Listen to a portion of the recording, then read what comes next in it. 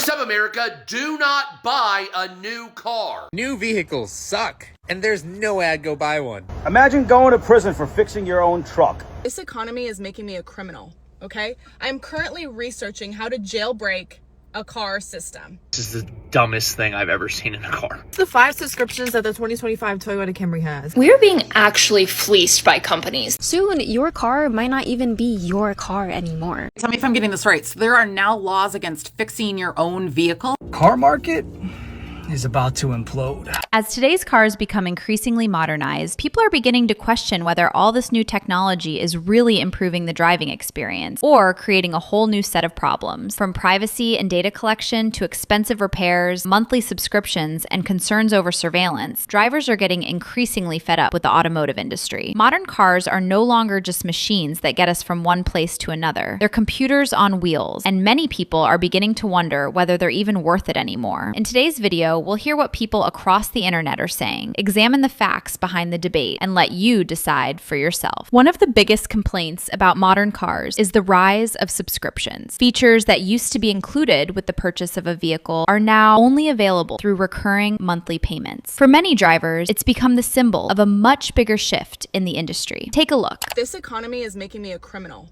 okay? I'm currently researching how to jailbreak a car system. That sounds crazy, right? Listen to this. I bought this car because I wanted push to start. I wanted to be able to start my car when I'm not in my car. Okay? Not that complicated. This is already installed. It's installed in the car. Yay! I find out I have a free 3-year trial. Meaning after the trial, they want me to pay a $10 a month subscription cost for something already installed in my car.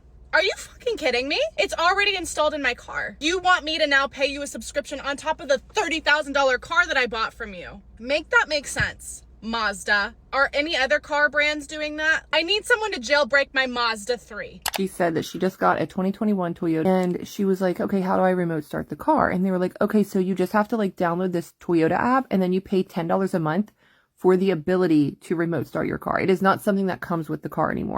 Subaru charges you a monthly subscription fee to be able to remote start your car. PSA to anybody looking for a new car. Didn't know that when I got the car. I specifically asked, is there remote start? And they were like, yep, no problem. Get home, try to remote start the car with my keys. Doesn't work. I Google everything, doesn't work. I called the dealer and he's like, oh, well, you have to pay for the monthly subscription service to remote start your car. And I was like, I don't want to. And he said, well, it's great. There's a lot of great features in the app. You're gonna love it.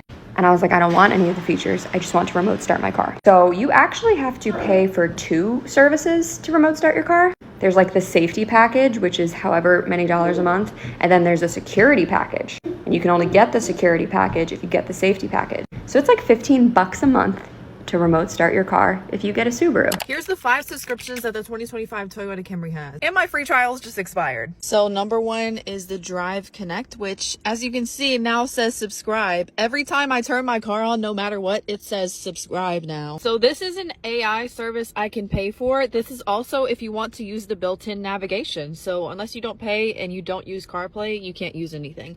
Also behind a paywall is the audio feature. Also, if you don't have CarPlay, you'll no longer be able to listen to music here. This is what I see when I open the app now. It's expired, so I can no longer start my car from inside my house. I can no longer preheat it. Literally, it's just now getting cold and just snowed for the first time, so I'm so stressed about that. I would have loved that too, because I only paid $42,000 in full. You know, not too much. For many drivers, subscriptions were the first sign of corporate greed and control. But the bigger concern isn't paying monthly for heated seats or remote start. It's whether they truly own their car anymore, as manufacturers are now trying to make it illegal for people to fix their own cars so they can make even more money on repairs. Automakers are actively pushing for legislation to make it illegal to work on your own vehicle. The Ford CEO says there are so many specialty tools needed nowadays, it's just not safe. It's incredibly dangerous. Well, who made it that way? These new trucks and cars are so complicated that independent shops and independent mechanics, or you at home in your garage, for your own safety, shouldn't be working on it during the warranty period. We're boycotting new cars. In case you missed it, this is what's happening in the car industry this week. right to repair, and driver monitoring. So the head honchos actually met with the president last week to discuss new laws that would ban people from fixing their own cars, meaning no more changing your own oil or having Joe at the shop check your brakes. Of course, they say it's for the safety of the customers, but I've been doing my maintenance for a long time now, and to me, it sounds like a money grab for a failing industry. Yesterday, CEO Ford met with President Trump to complain that automakers are losing money because independent mechanics are working on cars. They want to make it a law where people can no longer fix their own cars. It's an American pastime. Dads work with their kids. They did oil changes. They change their brakes. They change their tires. How many of you worked on your cars with your parents, right? I know I did. That's how I learned about cars. And now they were trying to ban that. They're trying to do away with independent mechanics because they want to charge you $200-300 an hour labor. But the independent mechanic, that's your friend, he can go in and do a lot of your jobs for substantially cheaper. It's all about fleecing Americans.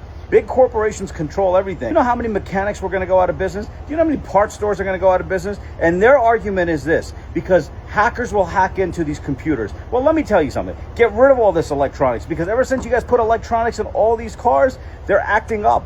They're not doing it. I don't want cameras telling me that I can enter and exit my vehicle. I don't want cameras telling me that I need 2 hands on my steering wheel when I already have 2 hands on my steering wheel. I don't need my car watching me. And that brings us to an even bigger question. With modern cars now packed with cameras, sensors, GPS, and internet-connected software capable of collecting an incredible amount of information, many are beginning to ask, how much does your car really know about you? And what is that data being used for? Your car?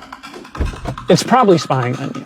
Every time you start your car, plug in your seatbelt, stop suddenly, accelerate. There's a good chance your car is recording it, packaging it, and sending it off. But here's what's crazy. Car companies aren't just using this data for legitimate things like recalls or maintenance. They're selling it. And according to them, you gave them permission. Congress officially mandated that by 2027, every single new car has to have cameras that watch your eyes, and your car can literally decide if you're allowed to drive or not. So this is not a bill and it is not a proposal. It was actually already signed into law back in 2021. Every single new car sold in America by 2027 has to have infrared cameras on your steering column. The car itself will monitor your driving, and if the car thinks that you're not doing a good job driving, it will disable itself. They're saying that these cameras would not only just track your eye movement, but also your pupil size and your head position the entire time you're driving. If the camera decides that you're impaired, it can prevent the car from starting, or it can slow you down mid-drive. Patent to read your lips, scan your iris, monitor your heart rate, and run your face through a criminal database inside your own truck. It's not a conspiracy theory. That's a published patent from Ford Global Technologies. At the same time, automakers are lobbying Congress to make sure you never access your car's electronics. The Repair Act was supposed to give you the right to your own vehicle data. They gutted it in a committee, stripped the telematics provision completely. And now Illinois just passed HB 4948. 2 speeding tickets in a year, you're forced to install a speeding tracking for $30 a month. And you have to have that for 3 years. And if your car is older than 1996, guess what? It doesn't have the port. You can't comply. Your license is suspended and you're fucking done. The patent, the surveillance, they lock you out of your electronics so you can't disable it. They sell your data to insurance companies. They make it illegal to drive anything they can't monitor, and then they kill the classic car market in the process. It was never about safety. It was never about emissions. It's about control and revenue. One thing is clear. Modern cars are changing. Features that were once purely mechanical are now controlled by software. Cars are becoming more connected than ever before, collecting more data, receiving over-the-air updates, and introducing new technologies that continue to reshape what it means to own a vehicle. Some people see that as progress. Others see it as giving up too much control in exchange for convenience. So what do you think? Are modern cars actually getting better? Or have we reached a point where technology has gone too far? Let us know your thoughts in the comments below. And if you enjoy exploring the conversations shaping today's world, be sure to subscribe. Thanks for watching, and we'll see you in the next one.